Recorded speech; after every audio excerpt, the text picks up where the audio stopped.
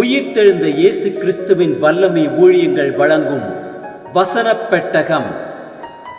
இயேசுவே கர்த்தர். இயேசுவையே தேவன் ஆண்டவரும் கிறிஸ்துவுமாக்கினார். இயேசுவே ராஜாதி ராஜா, கர்த்தாதி கர்த்தா. கிறிஸ்துவே மரித்தோர் மேலும் ஜீவனுள்ளோர் மேலும் ஆண்டவர். கிறிஸ்துவே போதகரும் ஆண்டவருமாயிருக்கிறார். வசனப் பெட்டகத்தின் இன்றைய தின கருப்பொருள் இருதயம். பாகம் 3. ராஜாவின் இருதயம் கர்த்தரின் கையில் நீர்க்கால்களைப் போல இருக்கிறது. அதை தமது சித்தத்தின்படி அவர் திருப்புகிறார். இருதயத்தை குறித்ததான வேத வசனங்களை பார்க்கலாம். நீதிமொழிகள் 4:4 வாசிக்கிறோம், உன் இருதயம் என் வார்த்தைகளை காத்துக்கொள்ள கடவது, என் கட்டளைகளை கைக்கொள், அப்பொழுது பிழைப்பாய். உபாகமம் 11:16 வாசிக்கிறோம், உங்கள் இருதயம் வஞ்சிக்கப்படாமலும் நீங்கள் வழி விலகி அந்நிய தேவர்களை சேவித்து அவர்களை நமஸ்கரியாமலும் இருக்கும்படி எச்சரிக்கையாயிருங்கள். உபாகமம் 8:17-18 வாசிக்கிறோம், என் சாமர்த்தியமும் என் கைப்பலனும் இந்த ஐஸ்வர்யத்தை எனக்கு சம்பாதித்தது என்று நீ உன் இருதயத்தில் சொல்லிக் கொள்ளாமலும் இருக்க எச்சரிக்கையாயிருந்து உன் தேவனாகிய கர்த்தரை நினைப்பாயாக. அவரே உன் பிதாக்களுக்கு ஆணையிட்டு கொடுத்த தம்முடைய உடன்படிக்கையை உறுதிப்படுத்தும்படி இந்நாளில் உனக்கு உண்டாயிருக்கிறது போல ஐஸ்வர்யத்தை சம்பாதிக்கிறதுக்கான பலனை உனக்கு கொடுக்கிறவர். நீதிமொழிகள் 2:10-11 வாசிக்கிறோம், ஞானம் உன் இருதயத்தில் பிரவேசித்து அறிவு உன் ஆத்மாவுக்கு இன்பமாய் இருக்கும் போது நல் யோசனை உன்னை காப்பாற்றும், புத்தி உன்னை பாதுகாக்கும். நீதிமொழிகள் 3:3 வாசிக்கிறோம், கிருபையும் சத்தியமும் உன்னை விட்டு விலகாதிருப்பதாக.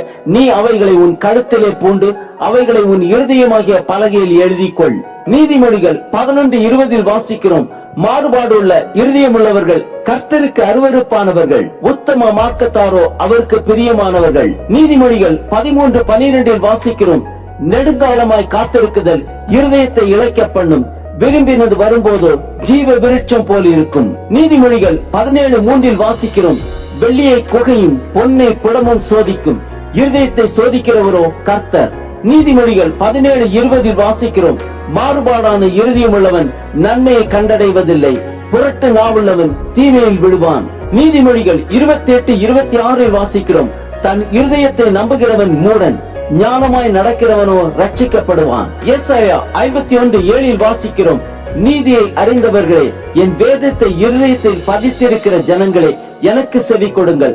மனுஷரின் நிந்தனைகளுக்கு பயப்படாமலும் அவர்கள் தூஷணங்களால் கலங்காமலும் இருங்கள். எரேமியா 11:20 வாசிக்கிறோம், சேனைகளின் கர்த்தாவே, உள்ளிந்திரியங்களையும் இருதயத்தையும் சோதித்தருகிற நீதியுள்ள நியாயாதிபதியே, நீர் அவர்களுக்கு நீதியை சரி கட்டுகிறதை பார்ப்பேனாக, என் வழக்கை உமக்கு வெளிப்படுத்தி விட்டேன் என்றேன். எரேமியா 17:5 வாசிக்கிறோம், மனுஷன் மேல் நம்பிக்கை வைத்து மாம்சமானதை தன் புய பலமாக்கிக் கொண்டு கர்த்தரை விட்டு விலகுகிற இருதயமுள்ள மனுஷன் சபிக்கப்பட்டவன் என்று கர்த்தர் சொல்கிறார். சகரியா 8:17 வாசிக்கிறோம், ஒருவனும் பிறனுக்கு விரோதமாய் தன் இருதயத்தில் தீங்கு நினையாமலும் பொய்யானையின் மேல் பிரியப்படாமலும் இருங்கள், இவைகளெல்லாம் நான் வெறுக்கிற காரியங்கள் என்று கர்த்தர் சொல்லுகிறார். உபாகமம் 5:29 வாசிக்கிறோம், அவர்களும் அவர் பிள்ளைகளும் என்றென்றைக்கும் நன்றாயிருக்கும்படி அவர்கள் எந்நாளும் எனக்கு பயந்து என் கற்பனைகளை எல்லாம் கைக்கொள்வதற்கேற்ற இருதயம் அவர்களுக்கு இருந்தால் நலமாயிருக்கும். 1 பேதுரு 3:4 வாசிக்கிறோம், அழியாத அலங்கரிப்பாயிருக்கிற சாந்தமும் அமைதலும் உள்ள ஆவியாகிய இருதயத்தில் மறைந்திருக்கிற குணமே உங்களுக்கு அலங்காரமாயிருக்க கடவுது, அதுவே தேவனுடைய பார்வையில் விலையேற பெற்றது. 2 கொரிந்தியர் 4:6 வாசிக்கிறோம், இருளிலிருந்து வெளிச்சத்தை பிரகாசிக்க சொன்ன தேவன் இயேசு கிறிஸ்துவின் முகத்தில் உள்ள தமது மகிமையின் அறிவாகிய ஒளியை தோன்ற பண்ணும் பொருட்டாக எங்கள் இருதயங்களிலே பிரகாசித்தார்.